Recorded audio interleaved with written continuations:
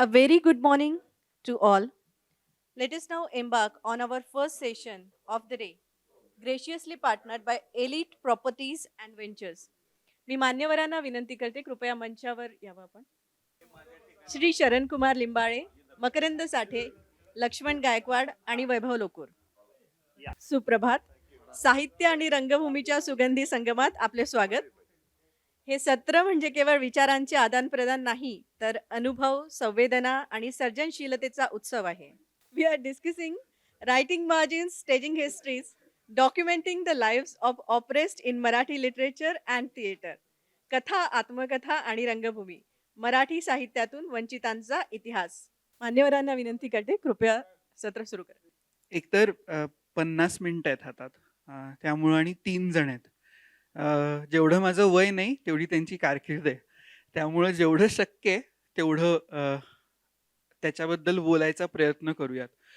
म्हणून विषयाला सुरुवात करतो, प्रस्तावना करत नाही.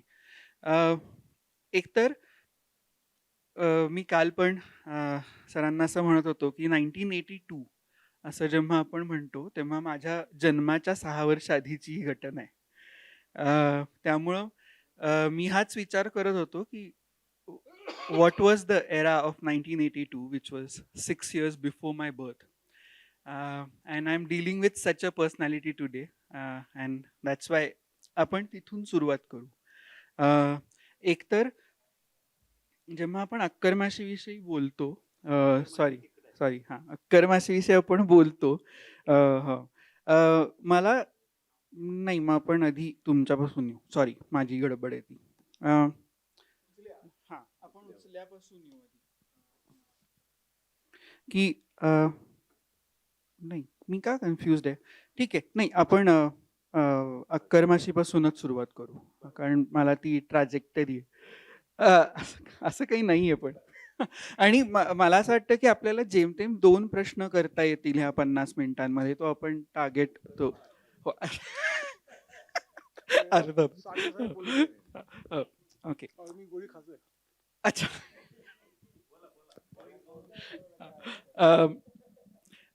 एक तर ना, मला हा प्रश्न खरं तर तुम्हा दोघांसाठीच आहे.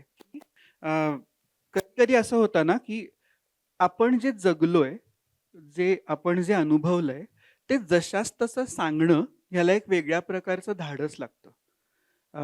किंवा कदाचित असं पण झालं असेल, प्रस्तावनेत असं येतं कधी कधी की जिथं तुम्ही असं म्हणता की गावातल्या लोकांनी, आपल्या समाजातल्या लोकांनी असं म्हणलं की हे सगळं सांगायची काय गरज आहे, हे सगळं आपलं जगणं आहे, हे आपलं भोगणं आहे.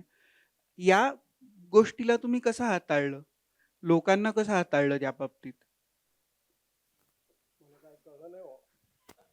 मला म्हणजे मला असं म्हणायचंय की तुम्ही असं म्हणताय एका ठिकाणी की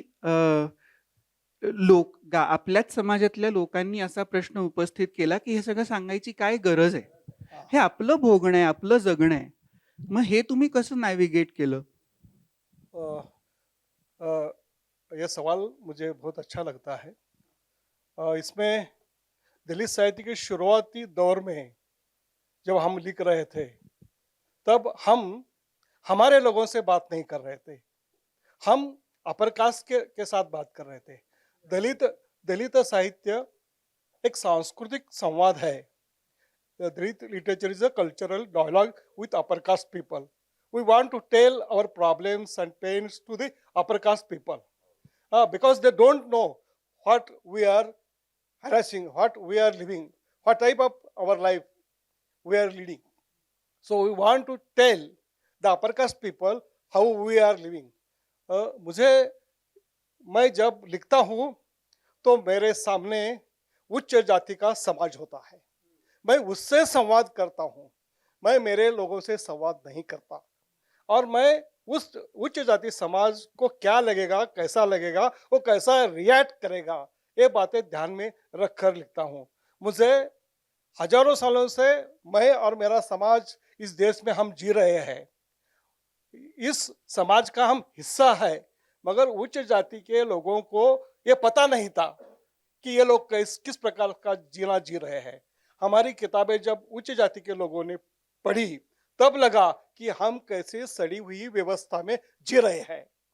हमें इन लोगों को आईना दिखाना था, उच्च जाति के लोगों को, देखो हम भी तुम्हारे समाज के हिस्से हैं, फिर भी हम कैसे गांव के बाहर जिंदगी गुजर रहे हैं।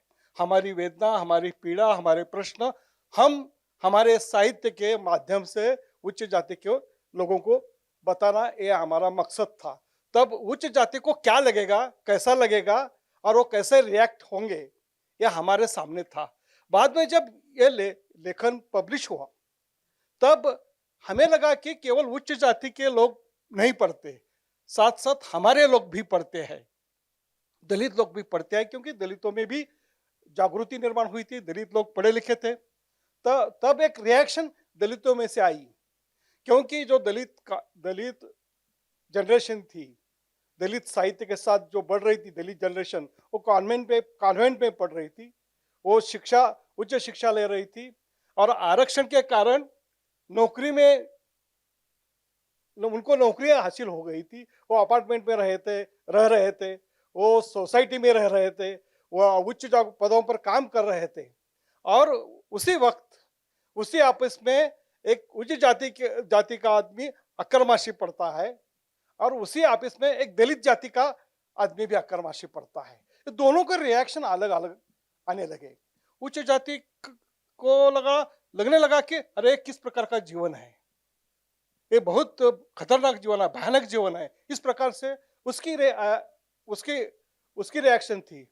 और मेरे जाति का जो आदमी था, पाठक था, वो बोलता था ये क्यों बोल रहा है, ये नहीं लिखना चाहिए, क्योंकि मैं इस कुर्सी पर बैठा हूं और मेरा कलीग मुझे देख रहा है, असेस कर रहा है, अरे तूने सुअर के पीछे भागा, तू गधे पर बैठा, और तूने मरी हुई गाय ढोई और उसका मांस खाया, ये क्या बताने की चीज है, तू बताया। मगर मेरा कलीग पढ़ रहा है, मेरी दोस्त पढ़ रही है, मेरे रिलेटिव्स, इंटरकास्ट भी हो गया ना, मेरे रिलेटिव्स पढ़ रहे हैं, तेरे कारण मैं एक्सपोज हो रहा हूं। उसकी रिएक्शन इस प्रकार की थी, और वो लोग इस प्रकार के बोले ये नहीं लिखना चाहिए, इसकी कोई जरूरत नहीं। दूसरी एक बात ये थी कि बाबा साहब अंबेडकर के कारण दलितों ने, खास करके महारों ने धर्मांतरण किया। धर्मांतरण के कारण हमने महार जिंदगी छोड़ दी, हमने हिंदुओं के देव देवता छोड़ दिए, हिंदुओं का आचरण छोड़ दिया, धर्म छोड़ा, और हम नई आइडेंटिटी की खोज में निकले, हम बुद्ध की ओर निकले।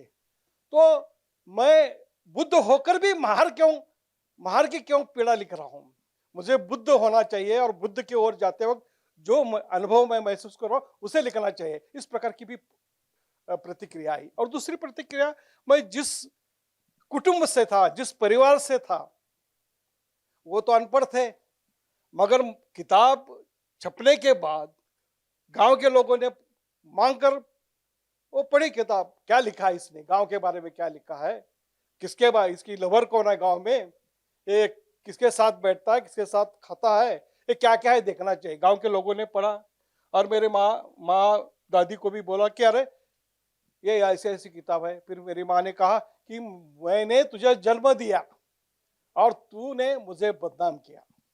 इस प्रकार की माँ की प्रतिक्रिया आई।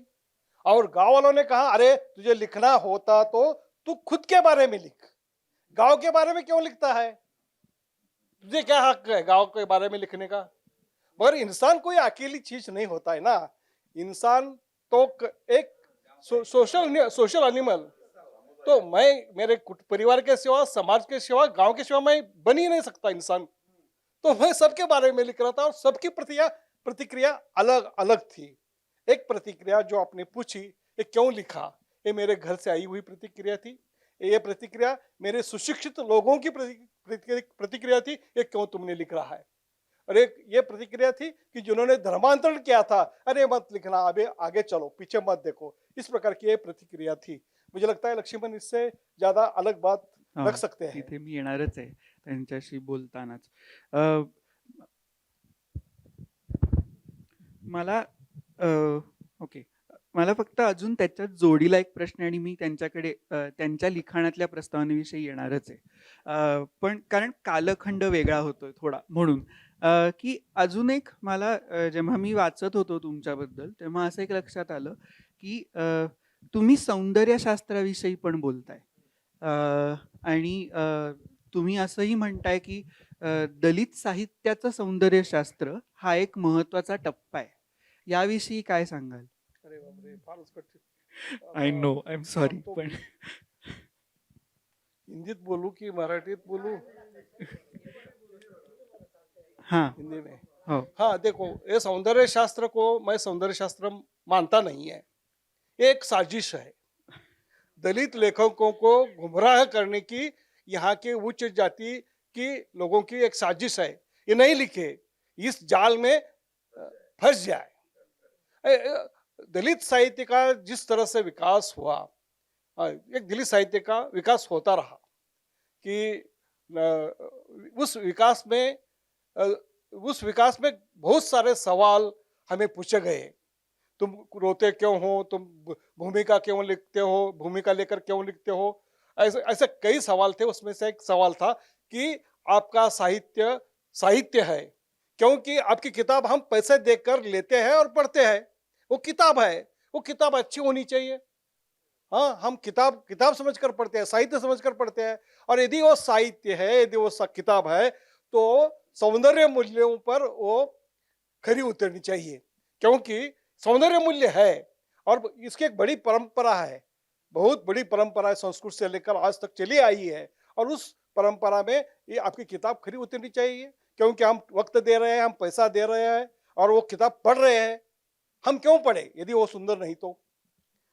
सुंदरता की कल्पना क्या है? किसी को गोरापन अच्छा लगता है, किसी को कालापन अच्छा लगता है। हमने उस वक्त हमें एक आत्मविश्वास मिला कि ब्लैक इज ब्यूटीफुल, ऐसा कालो ने कहा था। और हमारे जो दलित लेखक की पहली जनरेशन थी, पहली पीढ़ी थी, उन्होंने बहुत कुछ लिख कर रखा। मैं कभी कभी बहुत गर्व, फक्र महसूस करता हूँ कि हमारे समाज में इतने क्रांतिकारक लेखक कैसे निर्माण हुए। राजा ढाले, नामदेव डसाळ, प्रेमानंद गजवी यहाँ है, दया पवार है। ये लेखक, इनकी कोई परंपरा ही नहीं है, इनके पहले किसी ने लिखा नहीं है, ये पहली बार पढ़े और पहली बार लिखे और इतने हिंदुस्तान को हिला के रखा। अरे फर्स्ट जनरेशन ने ये ताकत, इनके पास से ताकत कैसे आई? मैं जब मैं लिखता हूँ, बोलता हूँ, तब ये पहली जनरेशन ने जो किया है उसको मुझे बहुत फक्र होता है। और उनके बारे में मैं बहुत नम्र होता हूँ कि अरे इतने बड़े लेखक मेरे आंदोलन में हुए, इसलिए मैं यहाँ तक आ सका और यहाँ तक मैं आवाज उठा सकता हूँ। आपने सौंदर्य शास्त्र की बात कही कि सौंदर्य अलग अलग होता है, सिनेमा का सौंदर्य अलग होगा, किताब का सौंदर्य अलग होगा, नाटक का अलग हो सकता है ना। एक स्त्री को मैं ऐश्वर्या राय को देखता हूँ, सुंदर है। ताजमहल को देखता हूँ, सुंदर है। अमिताभ बच्चन देखता हूँ, अच्छा है। मगर दलित किताब पढ़ने के बाद वो सुंदर कैसा लगेगा? वो सुंदर होता है क्या किताब? उसका कवर, उसकी प्रिंटिंग, उसकी बाइंडिंग, उसका पेपर, उसका प्रूफ रीडिंग, उसका एडिटिंग, ये क्या इसको हम सुंदरता से नाप सकते हैं क्या? मैंने देखा क्या है सौंदर्य शास्त्र क्या है। तो सौंदर्य शास्त्र, मी जास्त वेळ घेतो सौंदर्य शास्त्रावर असल्यामुळे, सौंदर्य शास्त्र ये मैंने सौंदर्य शास्त्र पूरा पढ़ा। तो सौंदर्य शास्त्र क्या है कि किताब पढ़ने के बाद वो किताब मनुष्य को कितना आनंद देती है, उस पर वो उस किताब का सौंदर्य मूल्य निर्भर करता है। रसानुभव, वो लिखा है कि तो हाँ, हम वो रस चूसेंगे, आनंद लेंगे, थोड़ा थोड़ा चूसेंगे, थोड़ा थोड़ा आनंद लेंगे। वो किताब पढ़ने के बाद हमें आनंद मिलना चाहिए। जब अक्करमाशी पढ़कर किसी को आनंद मिलेगा, उच्चक्का पढ़कर किसी को आनंद मिलेगा, और कोई कहेगा कि अक्करमाशी पढ़कर मुझे आनंद मिला है, तो वो विकृत होगा। क्योंकि हमारी पीड़ा और वेदना पढ़कर किसी को आनंद कैसा हो सकता है? दलित साहित्य अस्वस्थ करता है, आनंद नहीं देता है। हाँ, अस्वस्थ करता है। फिर इसका सौंदर्य शास्त्र अलग होगा। आनंद हम आनंद के लिए नहीं लिखते, हम टाइम पास के नहीं लिखते, हम हम समाज बदलने के लिए लिखते हैं। हमारा मकसद अलग है, हमारा प्रयोजन अलग है, हमारा लेखक अलग है, हमारी भाषा अलग है, हमारा नायक अलग है, हमारा समाज अलग है, हमारा विचार अलग है, हमारी प्रतिबद्धता अलग है, इतनी बातें सारे अलग है। तो तुम्हारा सौंदर्य शास्त्र हमें कैसा न्याय दे सकता है? हमें अलग सौंदर्य शास्त्र चाहिए। फिर अलग सौंदर्य शास्त्र क्या है, तो मैं ढूंढने लगा। तब मैं मेरा वक्त ज्यादा नहीं लेता हूँ, तो मुझे ये लगा कि हमारा सौंदर्य मूल्य आनंद नहीं है, हमारा सौंदर्य मूल्य आजादी है, स्वातंत्र्य है। ये हमारी किताब पढ़कर पाठक के मन में गुलामी के खिलाफ चीड़ निर्माण होनी चाहिए, पाठक के मन में आजादी के प्रति प्रेरणा निर्माण होनी चाहिए, पाठक के मन में न्याय का पक्ष लेने की भावना निर्माण होनी चाहिए, पाठक के मन में समानता का विचार निर्माण होना चाहिए। यह हमारे सौंदर्य शास्त्र इस पर आधारित है। समता, स्वतंत्रता, बंधुता ये हमारे सौंदर्य मूल्य है, और अंबेडकरी विचार यह हमारा सौंदर्य विचार है। इस प्रकार से हमने एक भूमिका ली और उस प्रकार से हमने लिखा। मगर हजारों साल से ये सौंदर्य शास्त्र चला आ रहा है, मगर किसी भी लेखक ने, उच्च जाति के लेखक ने भी और दलित लेखक ने भी सौंदर्य शास्त्र के आधार पर किसी किताब की आलोचना नहीं की है। केवल ये चर्चा होती है, केवल ये बहस होता है, और ये मुझे लगता है कि लेखक को गुमराह करना, लेखक को टाइम पास करना, लेखक को लिखने नहीं देना, इसकी ये साजिश है, ऐसे मुझे लगता है। थँक्यू. एकतर इतक्या कमी वेळामध्ये आपल्याला हे बोलावं लागलं त्यासाठी सॉरी. पण मला हाच मुद्दा खूप महत्त्वाचा वाटत होता की जेव्हा माझं लिखाण किंवा माझं वाचन कमी असेल कदाचित, पण सौंदर्यशास्त्राचा विचार करताना सारखं मला एकच कुठला तरी स्वर ऐकू यायचा आणि मला असं सारखं वाटायचं त्याची दुसरी बाजू असेल की कुठेतरी, की अजून कुठल्या गोष्टींकडे कसं बघता येईल, आणि म्हणून मला हा प्रश्न घ्यावा असा वाटला होता. पण थँक्यू. मी आता अर्थातच उचल्याकडे येणार आहे. तुम्ही प्रस्तावनेत परत असं म्हणता की तोपर्यंत ऑलरेडी अक्करमाशी येऊन गेली अक्करमाशीचं प्रकाशन झालं होतं. पण त्याहीपेक्षा मला अजून एका प्रश्नाकडे यायचं, आणि अर्थात प्रस्तावनेत काय किंवा अख्ख्या पुस्तकामध्ये असं सतत येतं की आपल्याला जन्मापासूनच एक उपाधी दिली जाते. आपल्याकडे लोक त्या नजरेने बघतात, आणि मग काही प्रसंगांमध्ये सारखं आपल्याला पोलीस स्टेशनमध्ये जावं लागतं. आपण आपण ते नाही आहोत, आपण चोर नाही आहोत असं म्हणावं लागतं. हे सगळं लिहिताना, हे सगळं मांडताना तुमची भूमिका तुम्हाला काय वाटत होतं? चालू आहे ना. शरण खरं तर आता खूप चांगलं बोललंय, त्यामुळं बराचसा चांगला भाग आलाय. मी एवढं सांगेन की काय माझं जीवन जे आहे उचल्या, हे उचल्याचे प्रसंग गावगाड्याच्या बाहेरचे आहेत. कारण आपलं साहित्य हे गावगाड्याच्या एका आळीतलं होतं, ब्राह्मण आळीतलं साहित्य, पुन्हा मग मराठी आळीतलं साहित्य, आणि शेवटी ढोर, चांबार, महार, मांग यांच्या गल्लीतलं साहित्य. आम्हाला ह्यांचा वारसाच नाही गावाचा, कारण आम्ही त्याच्याही पलीकडचे आहोत. म्हणून गाव कोसाच्या बाहेर ज्यांना गावामध्ये येण्यासाठी बंदी केली, म्हणजे आम्हाला जे बहिष्कृत केलंय ते अजून आम्हाला स्वातंत्र्य मिळत नाही, ही शोकांतिका आहे. कारण तुम्हाला माहीत नसेल, कदाचित तुमचा अनुभव फार कमी दिसलाय. खरंच तुम्ही फार उशिरा जन्माला आलात. अगोदर आला असता तर बरं झालं असतं, तुम्हाला चांगला अनुभव मिळाला असता. आणि म्हणून आम्ही जी लोक आहोत, माझं जे लिखाण आहे हे शक्यतो आम्ही स्वातंत्र्याच्या नंतर स्वातंत्र्य झालो. हे फार कमी लोकांना माहिती आहे की आम्ही 1947ला आम्हाला स्वातंत्र्य मिळालं नाही या देशात. का आम्ही जन्मतः चोर गुन्हेगार लोक आहोत. कारण आम्ही गावात यायचं नाही, आलं तर गावाच्या बाहेर कुठं तर 8 दिवस राहायचं आणि आपलं सर्टिफिकेट दाखवायचं की बुवा आम्ही इथं 8 दिवस राहतो आणि पुढे जातो. Criminal tribes by birth criminal, आईच्या पोटातून जन्मले की चोर म्हणूनच जन्माला येतं, असा कायदा आहे 1871 सालचा. आणि ती कायद्याची अंमलबजावणी आजही होते. आता हे विमुक्त दिन आम्ही सुरुवात केली, कारण गावगाड्यातल्या लोकांचं जीवन आलं, पण गाव कुसा बाहेरचं ज्यांना स्वातंत्र्य आजही नाही, गावामध्ये आलं की सर्वांनी मिळून ठोकायचा एकच कार्यक्रम असतो. आणि म्हणून त्याच्यातून आम्ही जीवन जगलेल्या लोकांचं काय दुःख असतं हे पहिल्यांदा माझ्या उचल्याच्या माध्यमातून आलं. पण आम्ही जसं शरणने सांगितलं की आमची माणसं आम्हाला कसे काय त्यांच्यामध्ये बदल झाला किंवा लोकांमध्ये. आता मी असं म्हणेन की उचल्या आल्यानंतर लोकांमध्ये चांगला बदल झाला आणि आमच्या लोकांमध्ये तो बदल नाही झाला, उलट आमचा तिरस्कार व्हायला लागला. कारण आमची जी संस्कृती आहे ती एकतर चोऱ्या करायचं, मिळून करायचं, खायचं तर मिळून खायचं, चोरल्याला सुद्धा वाटून घ्यायचं, एकट्यानं खाल्लं की त्याचं जात पंचायत. म्हणजे अंबानी एकटा चोरी केला की ती घरी घेऊन जात आहे. आमचं तसं नाही, आम्ही सर्वांनी वाटून घ्यायचं आणि नाही वाटलं तर जात पंचायत बसते आहे. आणि जात पंचायत बसलं की बहिष्कृत करतात की तू चोरल्याला माल एकटा का खाल्लास. आणि मी तुम्हाला गंमत सांगतो की माझ्या बाबतीत ही घडलं, कारण राजीव गांधीच्या हस्ते मला महाराष्ट्र गौरव सन्मान दिला आणि 1,00,000 रुपये बातमी आली मोठी, 1,00,000 रुपये मिळाली म्हणून.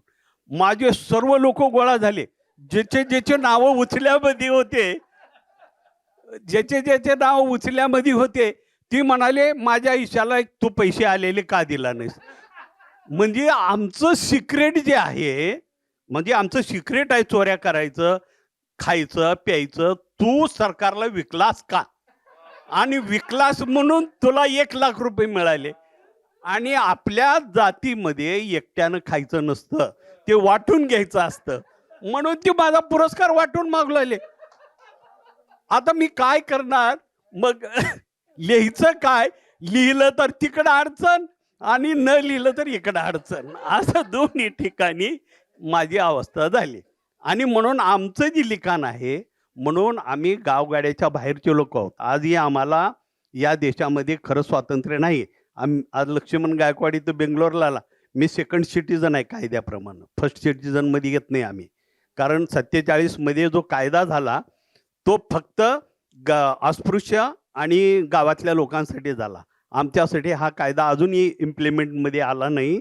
कारण 31 ऑगस्ट 1952ला पहिल्यांदा आम्हाला स्वातंत्र्य देण्याचं काम पंडित जवाहरलाल नेहरूंनी संसदेमध्ये केलं. आणि ते म्हणाले की तुम्ही आम्ही मुक्त आहोत स्वातंत्र्यामध्ये, पण तुम्ही स्वातंत्र्याचे लढे लढणारे लोक आजपासून विशेष मुक्त आहोत. आणि म्हणून ते स्वातंत्र्य 31 ऑगस्ट 1952ला मिळाल्यामुळं आम्ही संविधानातच नाही, आमचा संविधानामध्ये कसलाही जिकर नाही. माफ करा की हे संविधानामध्ये आजही आम्ही 198 जाती बाय बर्थ क्रिमिनल या देशातल्या ज्या ठरलेल्या आहेत त्यांना अजूनही संविधानामध्ये जागा दिली नाही. आणि त्यामुळं आमचं जीवन आणि अन्य गावगाड्यातल्या लोकांचं जीवन हे फार डिफरंट आहे. आणि म्हणून माझ्यासारखा लेखक लिहिला, मला एक आनंद आहे की आत्ता आम्ही लोक गावगाड्यात आलो, एका झटक्यात. आम्ही खरं तर फार बुद्धिमान लोक आहोत, असं समजू नका की ह्यांना काय अक्कल नसते वगैरे. अरे आम्ही चोऱ्या करायला, आम्ही जनावराला सुद्धा चोऱ्या करायला शिकवतो, एवढी बुद्धिमान लोक आहोत. म्हणजे किसा कसा मारायचा, खिशातले पैसे तुमच्या कसं काढायचे, हे काही कमी अकलेचं काम नाही. मेडिकलपेक्षा जास्त शिक्षण हार्ड आहे आमचं. आणि म्हणून आम्ही जी लोक आहोत ते आता चांगलं सुधारायला लागलोत. आणि लोक एवढंच आहे की पुस्तकामुळे, वाचनामुळे लोकांमध्ये फार चेंजेस झाला. आमच्या समाजातला चेंजेस खूप झाला. जे आमचे 15 दुकानं आहेत, मी जिथे लातूर जवळ आहे, लातूरमध्ये जी माझे कार्यकर्ते होते त्याचा बाप चोरी करत होता, ती सोनं आणलेलं लपून छपून विकायचा. आता यानंतर आमच्या संघटना झाल्या, लिखाण झालं, एवढी सुधारणा झाली की 16 सोन्या चांदीची दुकानं झालीत मार्केटमध्ये माझ्या लोकांची. म्हणजे हेही सुधारणा आहेत. आणि म्हणून मला वाटतं लिखाण हे फार महत्त्वाचं आहे लोकांपर्यंत जाण्यासाठी, आणि लोकांनी ते मान्य केलेलं आहे.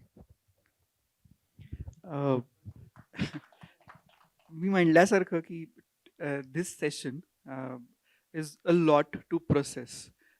कारण the moment we will now अजून एका प्रश्नानंतर मी जेव्हा साठे सरांकडे जाईन, अजून एक प्रश्न तुम्हाला. कारण मला हा एक असा प्रश्न असा होता, की दुभंगबद्दल होता खरं तर, की एक आत्मचरित्र आहे आणि एक आहे की जिथे भूकंप झाला आणि त्या त्या रिलीफचं जे काही काम होतं त्याच्यावरचं हे पुस्तक आहे.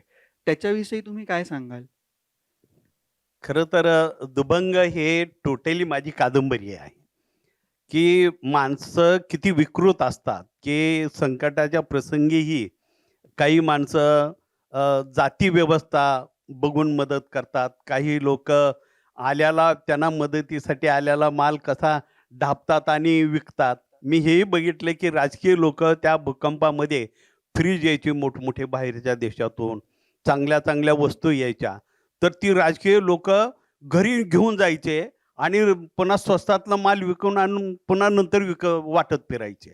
म्हणजे चांगला तांदूळ असेल तर ते तुमच्या हैदराबादला, बेंगलोरला पण आमचा माल आलेला आहे लक्षात ठेवा भूकंपाचा. चांगला माल विकायला जायचा आणि खराब माल वाटायचं. हे सुद्धा मी त्याच्यात टिप्पणी केली आणि राजकीय लोकं कशी बदमाशी करतात आणि कशा पद्धतीनं जातीव्यवस्था अशाही वेळेस राखून ठेवतात. भूकंपामध्ये शेतकऱ्याचं कसं अतोनात नुकसान होतं आणि भूकंप काय असतो, कशा पद्धतीनं ती सुरुवात करते आणि नंतर मग पूर्ण कसं कोलॅप्स पूर्ण गावगाडा संपतो आणि शेतकऱ्याची किती मोठी हानी होते. यावर थोडंसं चित्रण आहे हं. गावगाड्यामधलं, की गावगाडा उत्सव कसा होतो, ती कादंबरी आहे. पण मग परत त्याच्यावर लोकांनी म्हणजे आत्ता जसं आपण राजकारणी असं म्हणालो, तर हे असं म्हणल्यानंतर त्याच्यावर काही प्रतिक्रिया नव्हती, की लोकांनी काय म्हटलं त्याच्यावर? प्रतिक्रिया तर होती. माझ्यावर तर फार केसेस झालेत माझ्या पुस्तकावर, की एका ते कॉलेजमध्ये बियाणे नावाचा एक मारवाडी होता आणि त्याचं कॉलेज आहे मला माहीत नव्हतं. पण तिथल्या एका मुलीविषयी मी लिहिलं, की मारवाडीची मुलगी आणि वडिलांचं एक पोरगं दोघं शिकायला असतात आणि ती दोघं शिकत असताना त्यांचं प्रेम वाढतं उगाच काय माहीत नाही आणि ती वाढल्यानंतर मग ती पळून जातात. आणि ती लिहिलं मी. लिहिल्यानंतर ती मारवाडीचे लोकं उठले आणि म्हणले, "लक्ष्मण गायकवाडला जेलमध्येच घातलं पाहिजे. साला आमची बदनामी केली, आमचे बियाणीची." आणि योगायोगानं ते बियाणीची मुलगी तिथून तसंच पळून गेली होती. आता योगायोग तसा झाला आणि पार कोर्ट कचेऱ्या खूप झालं. पुन्हा नंतर ज्यांनी अनुवाद केला ते म्हणाला, "तुझ्या पाया पडतो." प्रोफेसर त्या कॉलेजचा. ते म्हणाला, की "बाबा ₹100 स्टॅम्पवर लिहून दे. माझा काही संबंध नाही, नाहीतर माझी नोकरी जाईल." असे प्रसंग येतात आणि ते लेखकांच्या हातून एक कृती असते. परंतु ते अनेकाला वाटते, की हे माझंच आहे. तर जीवन असं आहे. मकरंदला विचारा. नाहीतर काय व्हायचं दोघं दलितच बुलढाण्यात साला नाही, आता नाही, नाही. उंचीवरून मी, याला कायमचं दुकान आम्ही तुमच्या सोबत राहणार आहोत. नाही पण मी मी नाही नाही मी सध्या वेळेच्या बाबतीत खूप लक्ष ठेवून आहे. कारण मला किमान 2-2 प्रश्न आधी करून मग आपण वेळ उरला तर पुढच्या चर्चेला जाऊ असा माझा प्रयत्न असेल. अ, परत आत्ता आपण ज्या 2 कादंबऱ्या आणि ज्या कालखंडाचा किंवा ज्या समाजाचा आत्ता आपण ऐकली ती गोष्ट. अर्थातच साठे सरांचं काम हे खूप वेगळ्या धाटणीचं पडतं.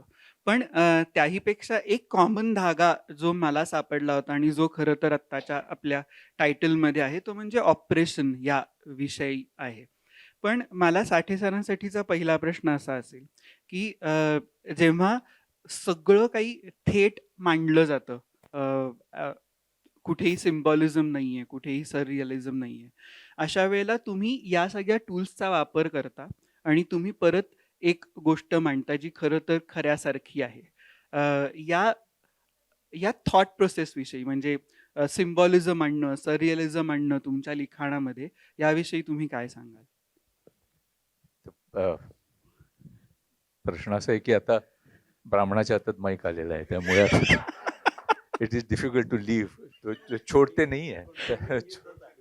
छोड़ेंगे नहीं तो वो बात अलग होगी. I should speak in Marathi.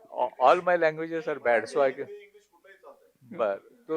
तो सब मिक्सचर करके बात बात कर लेता हूँ। थोड़े थोड़े लोग यहाँ है जो मराठी पूरी तरह से, हाँ, तो मैं, मेरा जब ऑल माय राइटिंग, मेरा जो डेवलप होते गया, वो उसने जो डायरेक्शन ली बाद में, I started writing in 79, 80, but it went on changing, and after 88, 89, it became more overtly political और and social, और वो इन लोगों के वजह से, क्योंकि क्या होता गया, I come from a family which has a socio political background, though we are Brahmins, so मेरे my grandfather 100 more than 100 years back had an intercaste marriage. My grandmother was and he married a vidwa also, and so my grandmother, my grandmother, who was an uneducated woman, she was a ranked feminist, I mean, etc, etc, etc. So when I started writing, जब मैंने लिखना चालू किया, तो थोड़ा socio political background था कि क्या हो रहा है समाज में। मैं इतना कट ऑफ नहीं था, तो थोड़ा पढ़ा था सोशियोलॉजी में, पॉलिटिकल साइंस। मैं असल में प्रोफेशन से आर्किटेक्ट हूँ, लेकिन थोड़ा मार्क्सिज्म में, सोशल साइंसेस में, पॉलिटिकल साइंसेस में और फिलोसफी में इंटरेस्ट था पहले से। मेरी मदर पॉलिटिकल साइंटिस्ट थी, तो उसके हिसाब से वहाँ भी आना जाना होता था। तो पहले से मैंने ये तो था कि मैं, I am not going to write any escapist literature, I don't want to write any entertainment oriented literature. I want to write, as you said, breaking all the norms of, because rasa theory cannot produce any political theater. It is impossible. So अगर if I want to write anything political, अगर मुझे वो लिखना है, तो और मुझे experimental अगर लिखना है, तो मुझे एक्सपेरिमेंटल की डेफिनेशन यही है मेरे हिसाब से। एक्सपेरिमेंटल थिएटर माने के थिएटर में कोई प्रोजेक्शन करो या थिएटर पे हाथी लाओ या थिएटर पे स्कूटर लेके आओ, तो वो एक्सपेरिमेंटेशन नहीं है। एक्सपेरिमेंटेशन होता है जब you have a different world view to put forward. आपका कोई अलग विचार अगर उसमें है, तो आप वो प्रेजेंट करना है। तो अलग विचार माने के, it has to be a different thought which is different than the establishment. So experimental theater really by definition is anti-establishment. Establishment के खिलाफ ही होने वाला थिएटर होता है। तो वो मैंने लिखना चालू किया जब मेरा पहले 8-10 बरस, तो कोई पब्लिश भी नहीं करता था, इतने लोग भी देखने के लिए नहीं आते थे। तो थिएटर में 2 लोग आए, 3 लोग आए, ऐसे होता था। तो पहला जो, लेकिन जब थोड़े एक ज़्यादा फेमस हो गया, वो उसका नाम था 400 कोटी विसर भोळे, 4 बिलियन फॉरगेटफुल्स। वो बहुत मार्क्सिस्ट काम का किस्म का था। और तब और मैंने उसी समय अंबेडकर जी को भी पढ़ना शुरू किया था, और धीरे धीरे ऐसे होने लगा कि ये एक्सपेरिमेंटल थिएटर, जैसे आपने बोला कि ये सररियल होता है, रियलिटी, क्योंकि रियलिटी अगर लाना,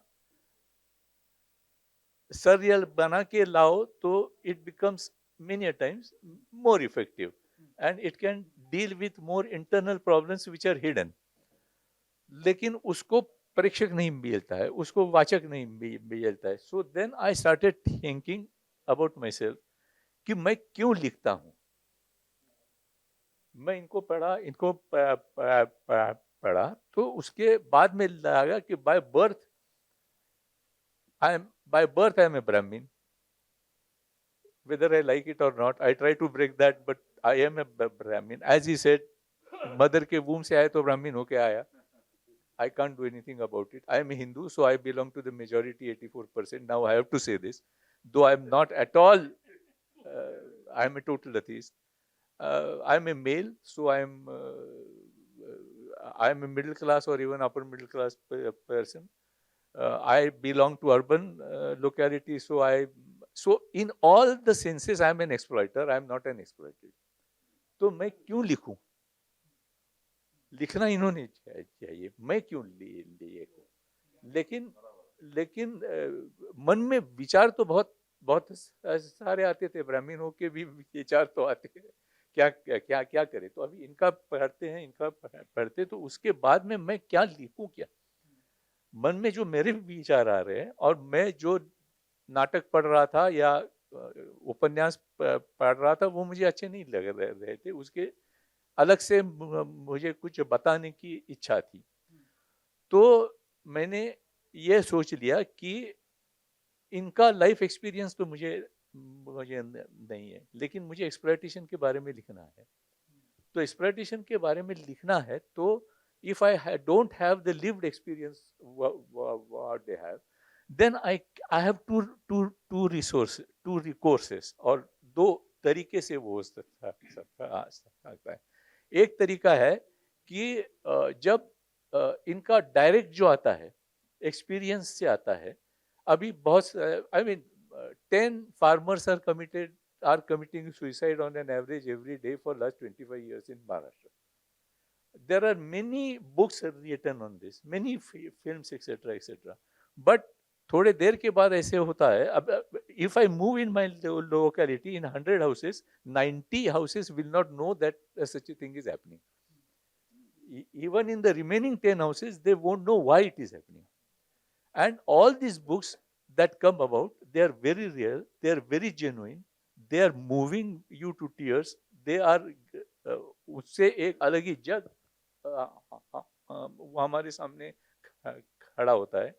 लेकिन वो क्यों हो रहा है, उसके पीछे आई मीन इतनी सारी सरकारें आ गई, कांग्रेस से लेकर बीजेपी तक, फिर भी अभी ये क्यों हो रहा है? तो इसका कुछ एक वर्ल्ड व्यू, पूरा वर्ल्ड के हिसाब से, मार्क्सियन थॉट के हिसाब से, अंबेडकर थॉट के हिसाब से, अगर थोड़ा सैद्धांतिक उसके ऊपर काम हो सकता है। और मैं सैद्धांतिक और क्रिएटिव में अलग अलग भेद नहीं मानता। मेरे नाटक में बहुत सारे time people call me that this is discussion play, this is too much of a theory, etc., etc. एक उसका कारण यह है कि मैं उसके पीछे जाना चाहता हूँ, ये क्यों हो रहा है, इतना अन्याय हो रहा है, लोकशाही में इतना अन्याय हो रहा है, 80 बरस से हो रहा है, तो क्यों हो रहा है?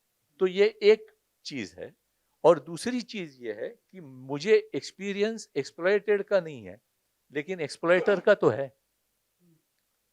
तो एक्सप्लॉयटर क्या थॉट प्रोसेस में होता है, वो अगर मैं बता दूं, तो मैंने ये फार्मर के सुइसाइड के ऊपर ही तेरपु पोड़े के लिए नाटक लिखा था। और वो फार्मर्स के वो जो दो कैरेक्टर थे उसमें, वो फार्मर्स नहीं थे, वो अपर मिडिल क्लास थे, and they are so cut off from reality that even after death, एक बार ऐसे हुआ था, 1-2 मिनट लूना, हाँ नहीं, अभी ये मेरे ध्यान में इसलिए आया था, ये फार्मर्स का सुइसाइड एक मुद्दा था। मैं एक ही नाटक के ऊपर बात करूंगा।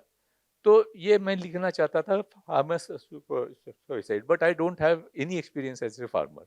लेकिन ये बहुत इम्पोर्टेंट ये है, और उसमें 10 बुक अगर पढ़ो तो 10th book starts boring you because you get the same experience again and again, though it is a very genuine experience, very true experience, very moving experience.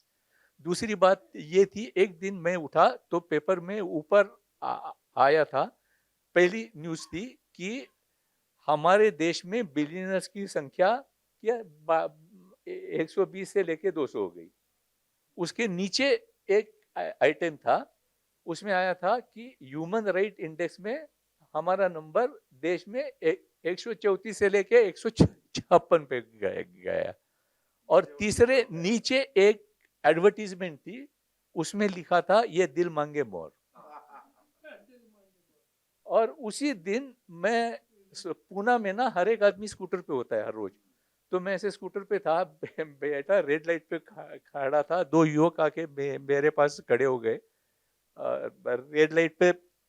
It's very interesting that they did stop at the red light. Normally they don't, but they did stop that day. तो वो रोके, तो वो जो पीछे बैठा था वो बोल रहा था लाइफ में कुछ भी हो आगे निकलना है।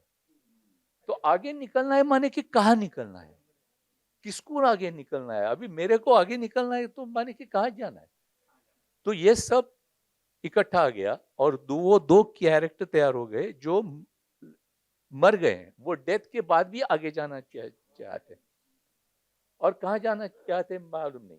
और वहां ही दो डेथ हुए हुए जिन्होंने सुसाइड किया है, ऐसे दो फार्मर्स मियाँ बीवी है, वो सोए हुए हैं और वो बोलते हैं कि वो हम इतने अस्वस्थ है, हमको आगे जाना है, हमको आगे जाना है, हमको आगे जाना है। वो इतने अस्वस्थ नहीं है, उनको नहीं जाना है आगे, तो वो क्यों नहीं जा रहे? तो वो बोल रहे थे कि हम सब इकट्ठा अस्वस्थ होना चाहिए। All of us should want to go ahead, all of us should be in this capitalist system, we should be greedy. Unless all of us become greedy, they are not greedy, so unless they become greedy like us, we can't move ahead. And they are the problem, they have committed suicide, they are the problem.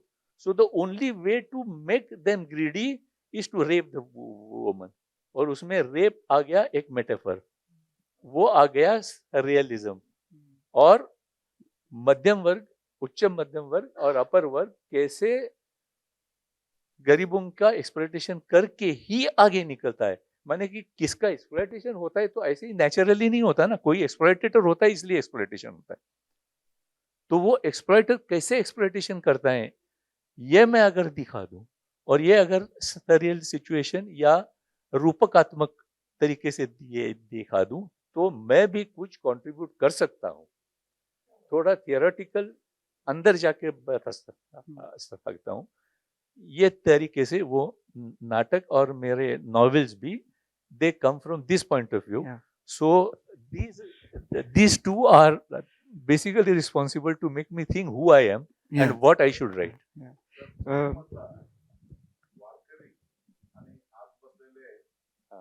Mercedes, yeah, हाँ,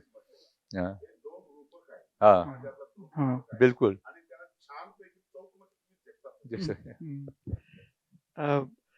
मी आता एक मोठी उडी मारणार आहे, पण त्याचं कारण असं एकतर आपल्याकडे वेळ पण कमी आहे, पण आपण आता मराठी रंगभूमीच्या 30 रात्री या विषयाकडे येणार आहे. For the only reason if at all I have to be thankful to Book Brahma because I could ask my questions to my favourite authors. जर अदरवाईज कधी मला चान्स नसता मिळाला, त्यामुळं तो हा प्रश्न असा आहे की तुम्ही एका ठिकाणी असंही म्हणता की आंबेडकरी जलसे किंवा सत्यशोधकी नाटकं याविषयी एक एव्हिडंट डॉक्युमेंट त्या पुस्तकात तयार होत आहे.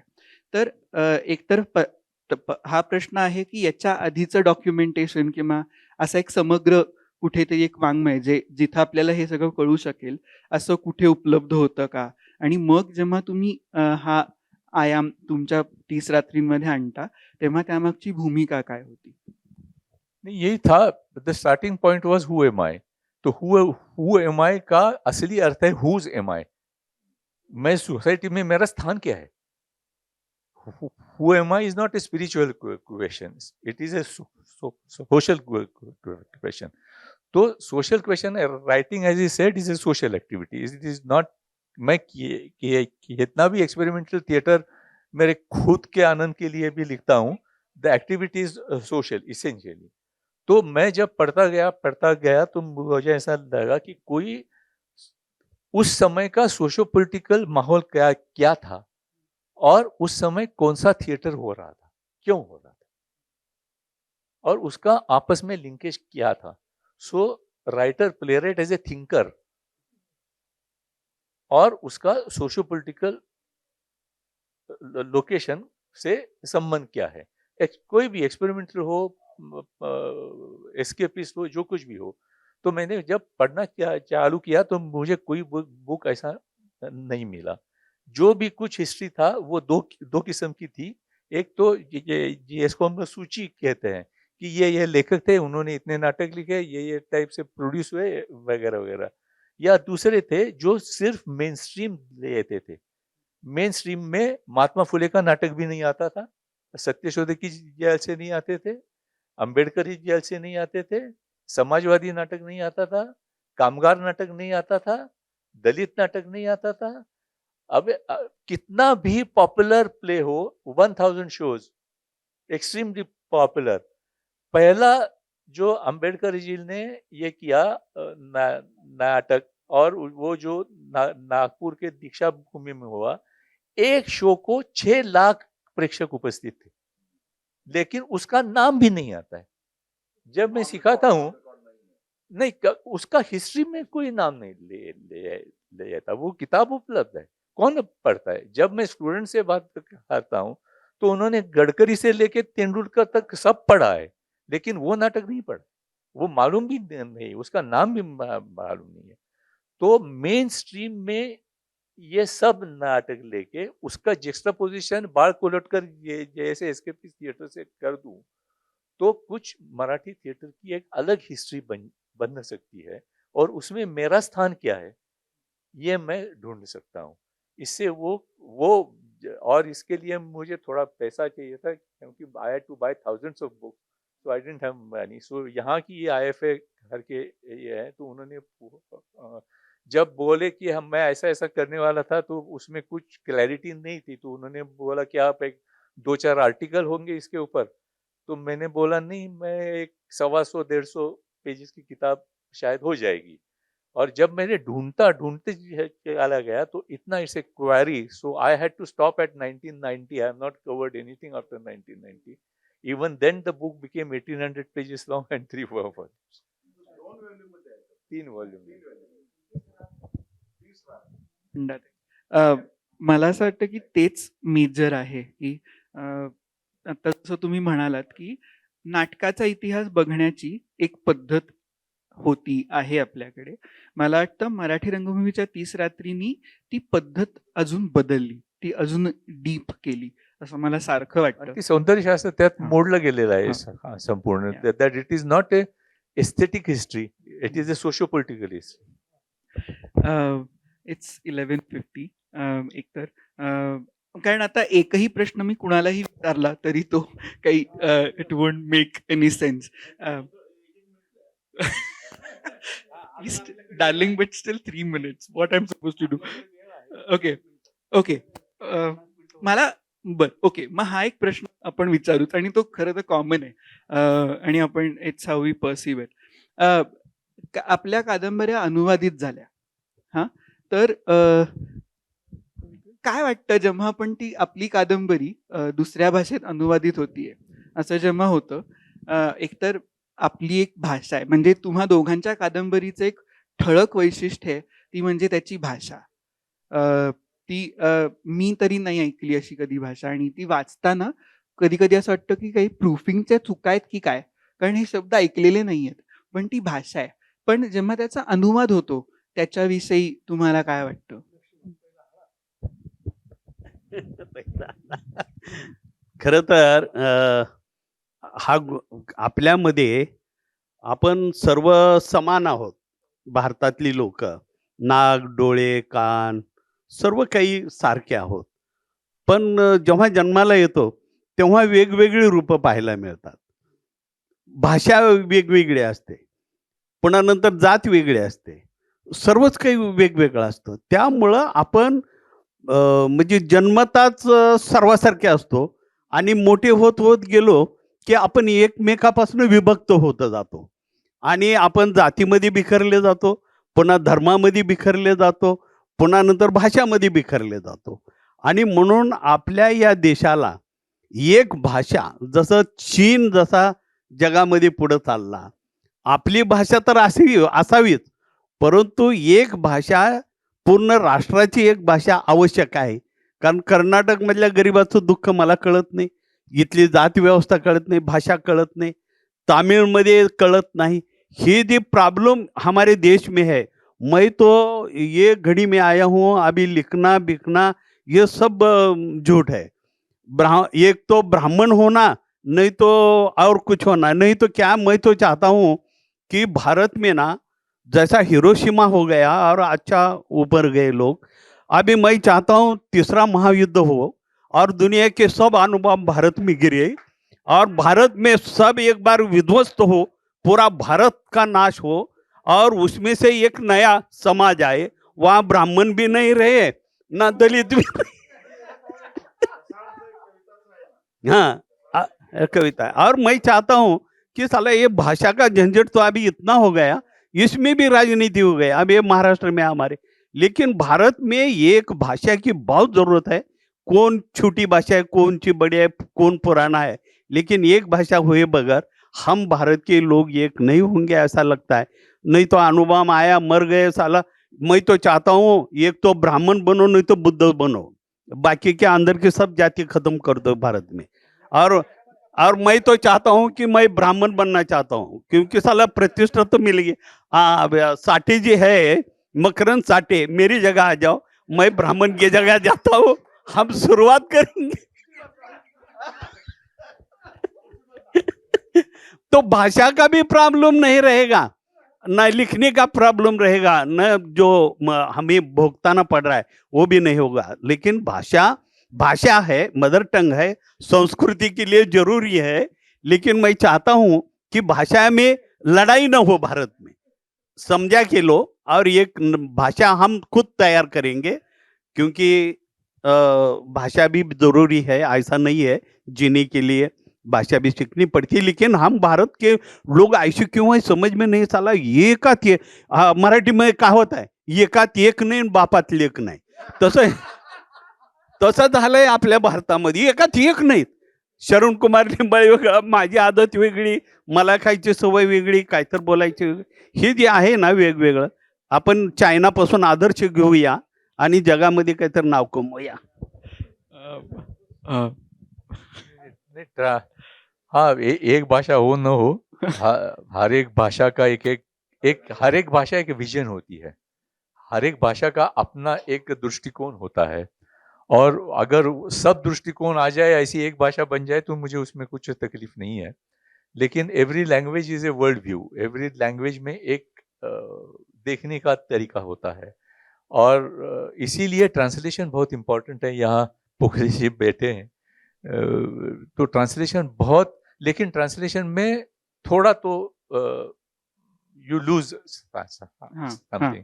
जब मेरी किताब पहली बार अभी कन्नड़ में हुआ तो कुछ पता नहीं चलता क्या हुआ है, मेरा हुआ है या नहीं ये भी मुझे पता नहीं चलता। लेकिन अगर हिंदी और अंग्रेजी में हो गया तो मैं थोड़ा पढ़ सकता हूँ। वो पढ़ने के बाद समझ में आता है कि थोड़ा तो 100 से लेके 90 तक 80 तक आ गया। तब मैं सोचता हूँ, जब मैं बाहर का वर्ल्ड लिटरेचर पढ़ता हूँ, जापान से, चाइना से, रशिया से, डोस्टोव्स्की पढ़ता हूँ, काफका पढ़ता हूँ, हर एक जगह का। अभी साउथ अफ्रीका है, गाजा से अभी आ रहे हैं, बहुत सारे नाटक अभी गाजा से आ रहे हैं।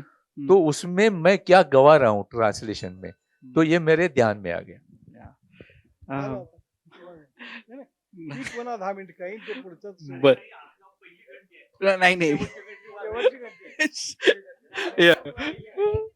ओके, हा, एक एक मिनिट मध्ये बोलू शकत शीतल शीतलनी सांगितलं।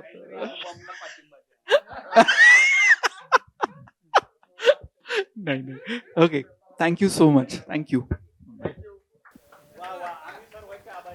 नाही, हे म्हणणं फार औपचारिक वाटतं, पण जेव्हा तुमच्यासारखे लोक बोलतात तेव्हा आमच्या पिढीला लिखाणासाठी नवीन प्रेरणा मिळते, नवीन विषय सुद्धा मिळतात। म्हणजे तुमचे अनुभव आम्हाला खरंच समृद्ध करून जातात। हे खूप फॉर्मल वाटतंय, पण हे खरं आहे। म्हणजे साहित्य आणि रंगभूमी समाज मनाचा आरसा का आहे ते या डिस्कशन्स मधनं कळतं। सगळ्यांचे खूप खूप आभार।